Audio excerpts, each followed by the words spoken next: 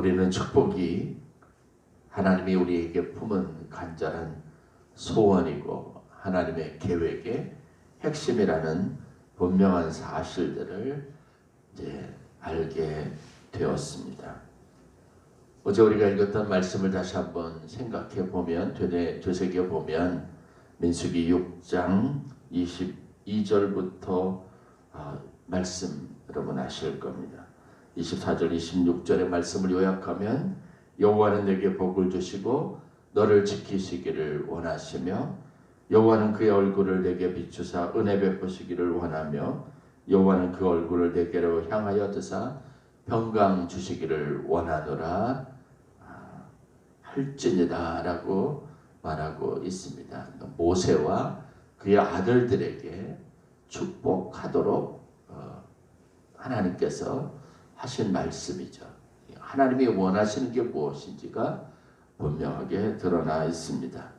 이 말씀을 마치면서 27절에 다시 한번 하나님께서는 모세와 또 그의 아들들 지도자들에게 이렇게 말합니다. 그들은 이같이 내 이름으로 이스라엘 자손에게 축복할지니 내가 그들에게 복을 주리라. 축복할 것을 명하고 계십니다. 오늘 아침에는 성도에게 주신 권능, 축복하는 삶이 얼마나 중요한 것인지를 저희들이 다시 한번 생각해 보기를 원합니다. 하나님의 축복은 어떻게 사람들에게 복된 것이 될 수 있는지, 어떻게 하나님의 축복은 사람들의 삶을 풍성하게 하는 능력으로 역사하는 힘이 있는지를 잘 보여주는 이야기라고 할 수 있습니다. 여러분 축복하시는 성도들이 되실 수 있기를 바랍니다. 여러분들의 입으로 하나님의 소원, 하나님이 원하시는 것을 가능한 한 많은 사람들에게 전파해야 될 사명이 우리에게 있습니다. 그리고 이 권세와 권능을 하나님께서 우리에게 주셨다는 사실들을 오늘 아침에 우리가 함께 마음에 깊이 되새기기를 원합니다. 저는 아이를 키우면서 저와 제 아내가 가장 많이 어려서부터 했던 것이 있다면 축복하는 것이었습니다. 내가 어떤 사람인지, 내가 어떤 아이인지를 명확하게 알도록 했습니다. 삶을 둘러싸는 모든 것, 너의 태어나고 자라고 성장하고 그리고 너의 계획하고 하는 모든 일들을 하나님께서 다 하시고 그리고 그 가운데 내가 복되기를 원하신다라는 사실들을 늘 이야기했습니다. 어려서부터 그래서 잠자기 전에 꼭 해주던 것이 바로 기도해 주는 것이었습니다. 우리 서양 사람들의 좋은 습관은 잠자기 전에 책을 읽어주는 것이죠. 취침을 도와주는 겁니다. 그런 게 단순하게 책을 내용을 읽어주고 잠을 자게 만든다라고 하는 측면을 떠나서 친밀감이죠. 친밀감이고 부모가 자식에 대한 사랑을 표현하고 알게 하는 가장 좋은 수단과 방법이 되기도 합니다. 여러분, 부모로서 자식들을 축복할 수 있어야 합니다. 늘 언제나 머리에 손을 얹어주고 그리고 혹시 아픈 곳이 있으면 아픈 부위에 손을 얹어주고 하나님은 너를 치유하기를 원하시고 내가 더 이상 아프지 않기를 원하시고 하나님은 내 인생에 너에게 복을 주시기를 원하시고 하나님은 내가 편안히 잠이 들기를 원하시고 하나님은 내 키가 성장하기를 원하시고 하나님은 내 지혜가 자라기를 원하신다. 내 삶에 일어나는 모든 긍정적이고 아름다운 것, 좋은 것, 복된 것에는 하나님이 함께 하신다고 하는 사실들을 일깨워주는 것이 필요합니다. 그것은 여러분 그 아이에게 정체성이 됩니다. 그 아이에게 어느 순간인가 신앙이 됩니다. 믿음이 됩니다. 그 아이가 알고 또 경험하는 세상이 되는 겁니다. 우리가 빌어주는 축복은 그 사람의 삶에 구체적으로 계획되어져 있는 하나님의 뜻이 무엇이고 하나님이 그 사람 삶에 어떤 일들이 일어나기를 원하는지를 되새겨주는 겁니다. 알게 해주는 겁니다. 자녀를 축복하듯이 또한 우리는 여러분 성도들을 축복해야 합니다. 자녀라면 부모를 축복해야 합니다. 하나님을 사랑하고 이웃을 사랑하는 것을 성경의 가장 핵심적인 것, 율법의 근간이라고 예수님께서 말씀해 주셨습니다. 어떻게 이웃을 사랑할까요? 그것은 여러분 우리 입술이 가지고 있는 복된 권세를 사용함으로 그 사랑을 구체적으로 사람들에게 드러낼 수 있습니다.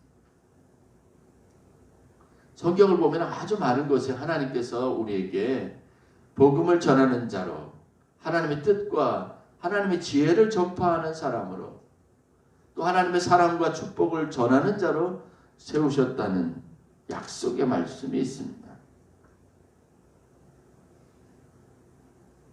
민수기 6장 27절 우리가 보았던 것처럼 너희가 이같이 내 이름으로 이스라엘 자손에게 축복하면 내가 그들을 복주겠다는 겁니다. 하나님이 우리에게 주셨던 이 축복의 권한, 위임하신 이 놀라운 축복의 권능을 우리는 올 한 해 적극적으로 사람들에게 활용할 수 있어야 합니다. 원수니까 나를 해하는 사람이고 나를 해롭게 하는 사람이니까 내가 못하겠어요. 나를 저주하고 나에게 원망하고 불평을 쏟아놓는 사람이니까 그런 사람에게까지 내가 축복을 빌어줄 이유가 없어요. 이거는 정상적인 일이 아니라고 생각하면서 거기에 대해서 의문을 제기할 수도 있습니다. 그러나 여러분 성경에서는 그럴지라도 축복하라고 말합니다. 이 이야기는 뭐냐면 성도들에게 위임되어져 있는 우리가 할 수 있는 세상에서 할 수 있는 가장 큰 능력, 가장 좋은 영향력이 있는데 하나님이 세상을 그렇게 바꾸길 원하시는데 그 일을 위해서 우리가 하나님 앞에 귀하게 쓰임받을 수 있다는 것. 선하고 아름다운 일, 축복의 유통자들이 되어져 복의 전달자들이 되어야 합니다. 생명을 전하는 사람이 되어야 합니다. 어둠을 물리치고 하나님의 영광의 빛을 증거하는 사람이 되어야 합니다. 사무엘상 하를 거쳐서 보는 다윗의 행적에서 저희가 새벽에 나누었던 말씀을 다시 한번 되새겨 보면 다윗에게 특징적인 것이 있다면 그래서 하나님이 다윗의 이런 인격, 그의 속사람, 다윗이 가지고 있는 이런 능력을 귀하게 여기셨다. 그래서 하나님께서 내 마음에 합했다라고 말하실 만한 그런 다른 사람에게는 점점 찾아보기 어려운 특별한 것이 있는데 그것이 뭐냐면요. 다윗은 자기에게 해를 가하고 시므이같이 자기를 저주하는 사람에게 선으로 되돌려줬다는 겁니다. 악으로 악을 갚지 않고 더 큰 악으로 그에게 보복하지 않고 항상 선으로 하나님의 거룩하고 아름다운 것으로 하나님의 뜻과 말씀으로 보응했습니다. 사도 바울이 로마서에서 가르치는 것처럼요. 악에게 지지 말고 선으로 악을 이기는 것이 하나님의 뜻입니다.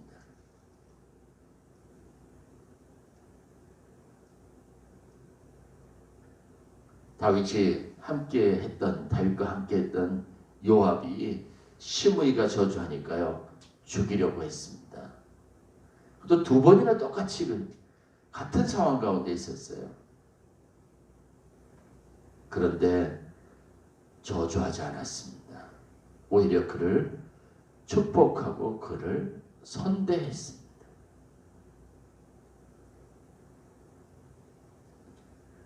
예레미야에서 여러분 우리가 보는 것이 무엇인지 아십니까? 이스라엘 백성들에게 하나님께서 주셨던 메시지는요. 너희들이 잡혀갔던 그 성읍의 평안을 위해서 기도하라고 말씀하셨습니다. 어떻게 해요? 노예된 사람이 원수의 나라 어떻게 보면 저들 중에 누구의 칼로 내 형제가 죽었을 수 있습니다. 그들의 폭력으로 내 나라가 망했습니다. 내 집이 불타고 무너졌습니다. 내가 그토록 사랑하던 성전이 완전히 폐허가 됐습니다. 그런데 그렇게 붙잡혀간 원수의 나라에서 나를 종으로 노예로 취급하는 사람들을 그 성에서 그 성에 평안과 축복을 빌어주라고 말했습니다.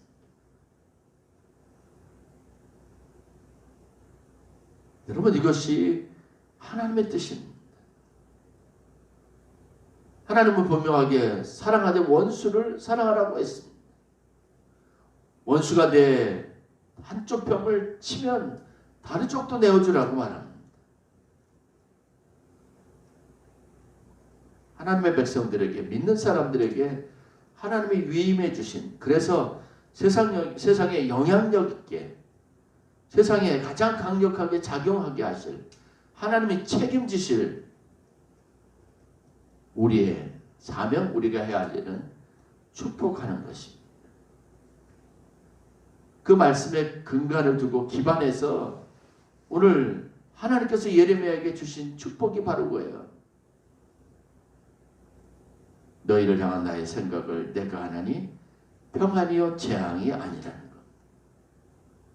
그럼 이런 축복이, 이런 기름 부음이 우리에게 있기 때문에 하나님은요, 우리가 무엇을 구하든지 무엇을 요구하든지 다 응답하신다는 겁니다. 이 말씀을, 기도 응답에 대한 이 약속의 말씀을 우리가 오해하지 말아야 합니다. 이것을 잘못되게 사용해서는 안 되는 겁니다. 하나님은 저 사람을 저주하기를 원하는데 기도를 들으시겠다는 게 아니에요. 세상의 멸망을 향한 내 복수심을 하나님께서 증폭시켜 주셔서 그것의 도구로 하나님께서 일하시겠다는 것이 아닙니다. 세상의 평안을 원하고 인생의 축복을 원하는 그것, 그 하나님의 뜻을 알고 있는 우리가 그것을 위해서 하나님 앞에 구하는 것, 생명을 위해서, 축복을 위해서, 평안을 위해서, 자비와 긍휼을 위해서, 그리고 어떻게든지 저 삶에 도움이 있기를 위해서, 저가 복되기를 위해서, 경제적인 어려움을 면하기 위해서, 건강의 회복을 위해서 간절히 바라는 마음이 있으면 하나님께서 그 마음을 축복하시고 그 기도를 들어주신다는 것.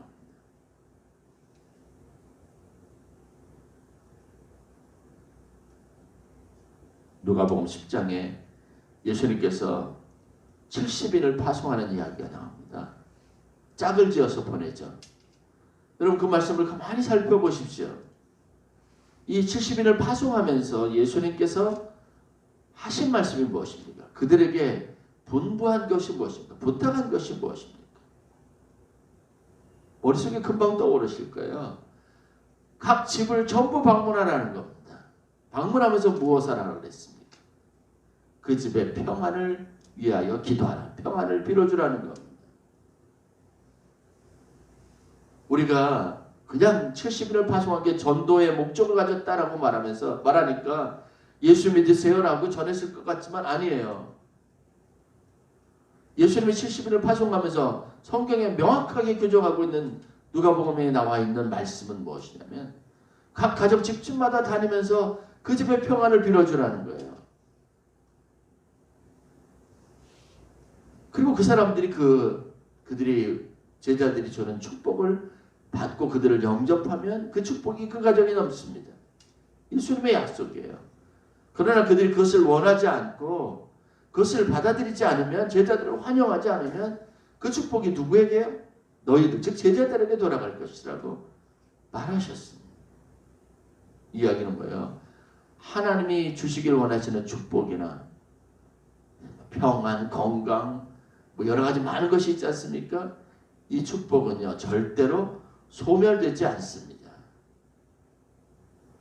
그 축복이 가야 될 대상자가 그릇을 구비하고 있지 못하다면, 그것을 원하지 않으면 비는 그 축복을 위해서 기도하는 사람에게 하나님께서 축복이 돌아가게 하시겠다는 것, 약속의 말씀을 주셨습니다. 로마서 12장 14절 말씀, 너희를 박해하는 자를 축복하라. 축복하고 저주하지 말라. 복 받을 사람들에게 축복하는 것 당연한 일인데 우리가 하지 못하는 것, 나를 저주하는 사람, 나를 힘들게 하는 사람, 나를 고통스럽게 하는 사람, 내 인생에 좋은 것을 가져다 주지 않고 고난을 가져다 주는 사람, 나의 삶을 힘들게 하는 사람, 이런 사람들, 그런 사람들은 우리가 예외라고 생각하고 그 사람들을 축복해야 될 이유가 없다고 생각하지만, 하나님은 우리를 축복하셔서 하늘의 창고를 여시고 하늘의 문을 여시고 하나님의 것을 우리에게 내려주시고 머금게 하시고 붙잡게 하셔서, 여러분, 그 축복을 세상을 향하여 흘러가게 하십니다. 어떤 방법으로요? 우리의 기도, 축복을 빌어주는 우리의 축복의 선언을 통해서입니다. 축복은 그냥 내 마음에서 우러나는 것으로 하는 것이 아니라 하나님이 우리에게 주신 것, 하늘에 부어주시는 권능으로 하는 것이라는 이 사실을 오늘 이 아침에 우리가 말씀을 통해서 다시 한번 배우게 됩니다. 여러분 때문에, 여러분이 빌어준 축복으로 세상 사람들이, 이웃들이, 여러분 자녀들이, 가족이, 성도들이 복을 받고 삶에 하나님의 능력을 경험하는 놀라운 한 해, 축복된 한 해가 되실 수 있기를 주의 이름으로 간절히 축원합니다. 너희를 향한 나의 생각은 내가 한다, 평안입니다. 미래의 희망을 주는 것입니다. 그렇기 때문에 하나님께서는 자신 있게 이렇게 성도들에게 말합니다. 너희들이 내게 부르짖어라. 내게로 와서 기도하라. 그리하면 내가 들을 것이다 라고 말합니다. 온 마음으로 나를 구하면 나를 찾을 것이고 나를 만날 것이다 라고 말합니다. 여러분 안에 있는 거룩한 소망이, 여러분의 축복이 세상의 축복이 되는, 가정의 축복이 되고 사업의 축복이 되고 직원들의 축복이 되고 성도들의 축복이 되고 이웃의 축복이 되고 여러분들을 대적하고 괴롭히는 원수들의 축복이 되는 놀라운 은혜가 있기를 주의 이름으로 간절히 축원합니다. 기도하겠습니다.